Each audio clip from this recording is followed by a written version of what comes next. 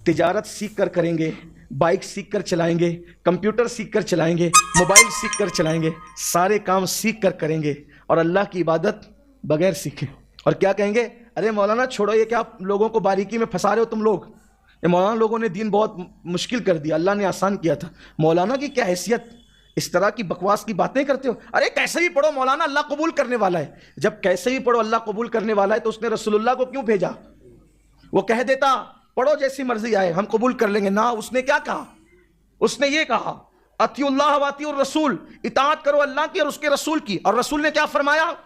کیسے بھی پڑھو والی قبول نہیں ہوگی، صلو کما رأیتمونی اصلی، نماز ایسے پڑھو جیسے مجھے پڑھتا ہوا دیکھتے ہو، جیسے میں پڑھتا ہوں اس طرح مجھے دیکھ کر پڑھو، اپنی مرضی سے نہیں چلے گی۔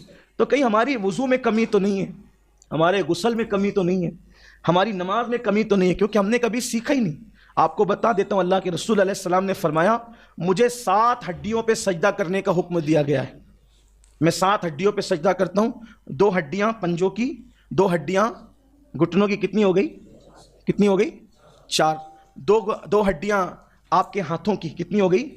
اور 1 ہڈی جی نہیں، ناک کی ہڈی کو تو مجازن ہڈی کہتے ہیں، اور ناک میں ہڈی جس اعتبار سے یہ پیشانی، حالانکہ ناک کا لگنا بھی زمین پر، ناک کا لگنا بھی یہ فرضے میں سجدے میں لازم قرار دیا گیا ہے۔ اگر آپ کی ناک کا یہ حصہ، آپ کی ناک کا یہ حصہ زمین سے مس نہیں ہوتا تو آپ کا سجدہ نہیں ہوتا۔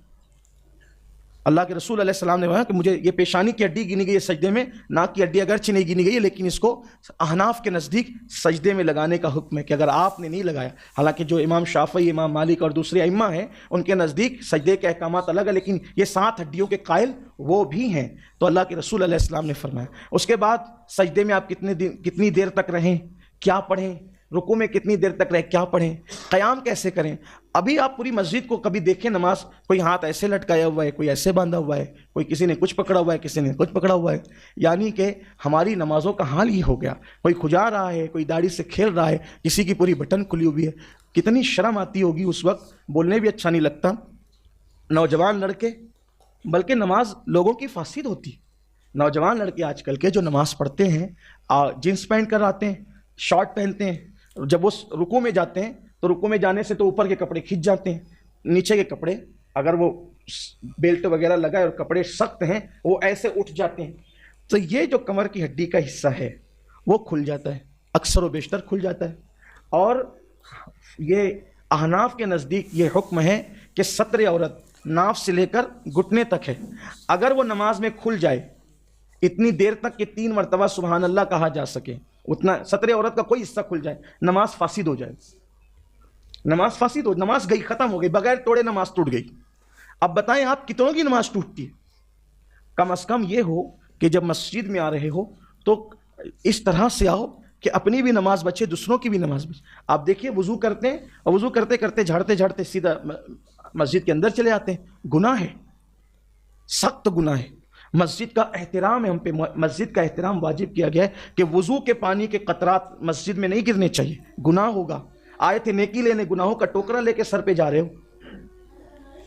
ہم آپ کو مشکل نہیں کرنا چاہتے، لیکن یہ کہ جب آپ اسکول جانے کے آداب سیکھ چکے، آفیسروں کے درمیان جانے کے آداب سیکھ چکے، تو اللہ کی بارگاہ کا ادب بھی تو سیکھ لو، کیونکہ یہ اللہ کی بارگاہ ہے جسے مسجد کہتے ہیں۔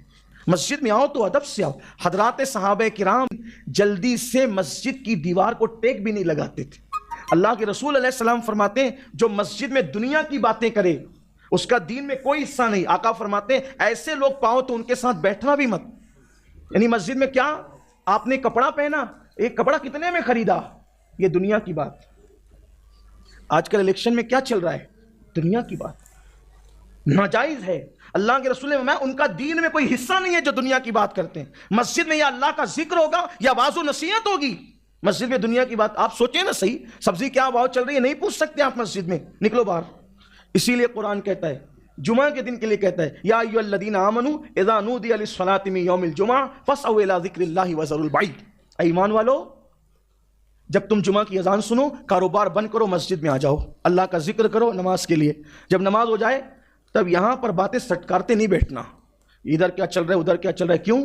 کیونکہ مسجد میں دنیا کی بات کرنا انسان کی نیکیوں کو ایسے کھاتی چلی جاتی ہے جیسے آگ لکڑیوں کو کھاتی. آپ کی نیکیاں باہر ہوتی رہتی آپ کے نام اعمال سے جب آپ دنیا کی بات مسجد میں کر رہے ہوتے ہو. یا اللہ کا ذکر کرو یا مسجد میں عبادت کرو, ورنہ پھر قرآن کیا کہتا ہے جب جمعہ کی نماز ہو جائے تو کیا کرو؟ فَإِذَا قُضِيَتِ الصَّلَاةُ فَانتَشِرُوا فِي الْأَرْضِ. فَإِذَا قُضِيَتِ الصَّلَاةُ فَانتَشِرُوا فِي الْأَرْضِ. مسجد سے باہر نکل جاؤ, جب نماز پڑھ لو مسجد سے باہر نکل جاؤ. مسجد کھڑے رہنے کی جگہ ہے ادب کے ساتھ. قوموا للہ قانتین, ادب سے کھڑے رہنے کی جگہ ہے, وہ پڑے رہنے کی جگہ نہیں ہے. مسجد کو پڑے رہنے کی جگہ نہ بناؤ. فَإِذَا قُضِيَتِ الصَّلَاةُ فَانتَشِرُوا فِي الْأَرْضِ.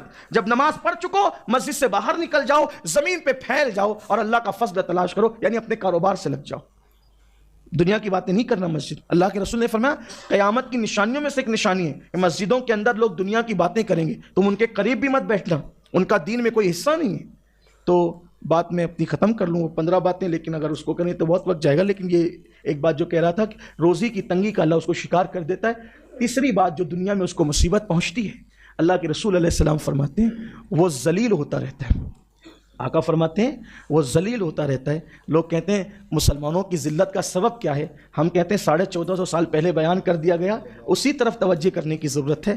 بہت کوئی نئی چیز لانے, کوئی مفکر اب کوئی بات ہمیں نئی نہیں دے گا, کوئی مقرر ہمیں کوئی بات نہیں دے گا. رسول اللہ سے بڑھ کر کے فکر کرنے والا, تدبر کرنے والا, اصلاح امت کرنے والا, قوم کو جگانے والا, بیدار کرنے والا کون ہے؟ حضور نے اتنا بڑا ذخیرہ دے دیا ہے. کوئی نیا راہ عمل تیار کرنے کی ضرورت نہیں ہے, کوئی نئی باتیں لانے کی ضرورت نہیں ہے. حضور نے سب بتایا, سب بتایا, سب بتایا. صرف امت کو چاہیے کہ اس کی طرف توجہ کر لے. آقا فرماتے ہیں نماز چھوڑنے والا ذلیل ہو.